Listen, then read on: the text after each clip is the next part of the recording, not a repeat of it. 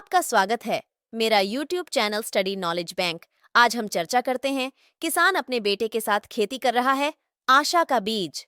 एक समय की बात है, एक विचित्र ग्रामीण इलाके में जॉन नाम का एक मेहनती किसान और उसका छोटा बेटा टिम रहते थे। उनका साधारण सा खेत हरी भरी पहाड़ियों और गेहूं के लहलहाते खेतों के बीच बसा हुआ था। हर दिन जॉन खेतों में मेहनत करता था, जबकि टिम खेती के तरीके सीखने के लिए उत्सुक था। अपने पिता का बारीकी से अनुसरण करता था, उनकी हर गतिविधि को देखता और उसका अनुकरण करता था।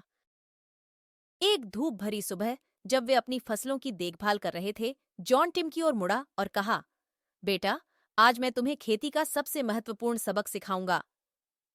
टिम की आंखें उत्सुकता से चमक उठीं, क्योंकि वह उत्सुकता से अपने पिता की बुद्धिमत्ता की प्रतीक्षा कर रहा था। जॉन टिम को उनके खेत के किनारे बंजर भूमि के एक टुकड़े पर ले गया। मिट्टी सूखी और बेजान लग रही थी, विकास के किसी भी लक्षण से रहित। जॉन ने समझाया, यह भूमि, टिम, उन चुनौतियों और कठिनाइयों का प्रतिनिधित्व करती है जिनका हम जीवन में सामना कर सकते हैं। लेकिन ध्यान से देखो। जॉन ने कोमल हाथों से मिट्टी को जोतना, तोड़ना और रोपण के लिए तैयार करना शुरू कर दिया।